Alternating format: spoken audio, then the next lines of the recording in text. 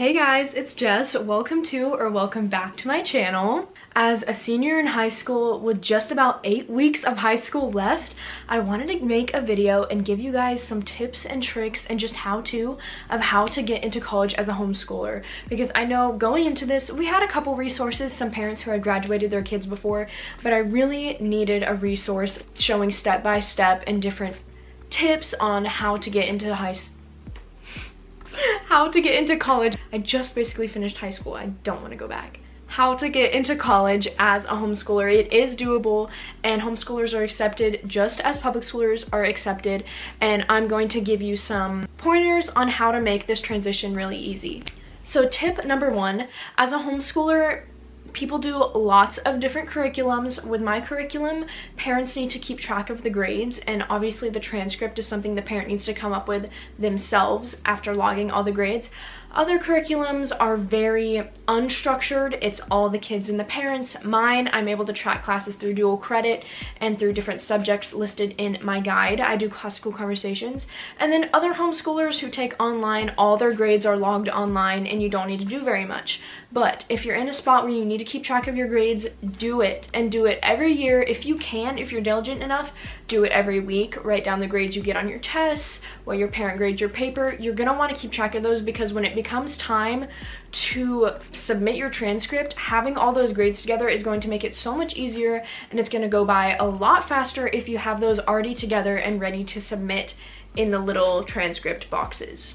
Tip number two, this is what helped me get into college the fastest, or at least the one that I wanted to go to, is to take the ACT or SAT. So a lot of schools nowadays are test optional, so you don't necessarily have to take a standardized test like that to get into college. But with my score, I submitted my score with my application before I was even able to submit my transcript, and they accepted me based on my score and the other information that I included in my application. So that score got me into school really fast. So I would recommend taking it, even if it's a bad score and you don't want to submit that with your application. I think it would just be a good idea to give it a shot. I went in without studying just to see what ground level I was at so I could go up from there and maybe retake it. But it turned out I actually didn't need to retake it, and I think it was a really great idea to do that, and I'm glad I did. Next, to better your chances on getting into the school that you want to get into in time, is to not slack on applying. I started applying way back in August. I think I applied to the 3 schools I was interested in August, and I got word back from them before October, I believe. So it was a really quick process. So I'd say don't wait on applying.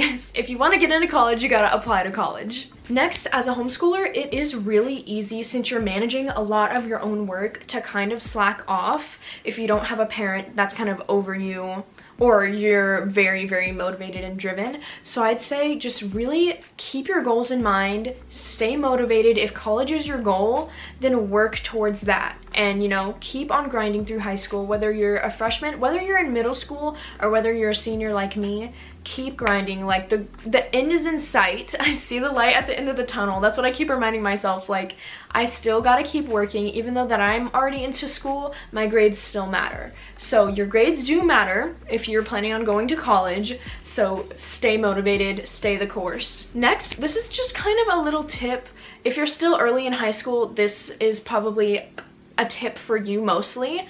If you're later in the year, or later in your high school years, you can obviously still do this, but it helps if you start early, and that's to participate in extracurriculars and service activities. This looks fantastic on a transcript. It's definitely going to up your chances of being accepted. I guess this isn't really like a step to apply for college, but it's just kind of an overall tip to help you look good on your college transcript, and that's to have a lot of service, a lot of extracurriculars if you can. For example, I participate in dance that's not associated with a public school, and I've helped out in a couple services throughout the years, and not sure if that was a ginormous factor on my transcript since I was accepted to the school I wanted to go to based on my score for the ACT, but it's just always a great idea to have those on your transcript because it looks really good. Next, something that I would say is really big for homeschoolers is to have contacts for your letters of recommendation. And it can't be a parent. Your mom, even though she's your teacher, cannot write your letter of recommendation. So I recommend having a coach, a teacher that you're really close to, such I have a tutor for my classical conversation that teaches me every Friday. And so I had her write a letter. My youth pastor wrote a letter.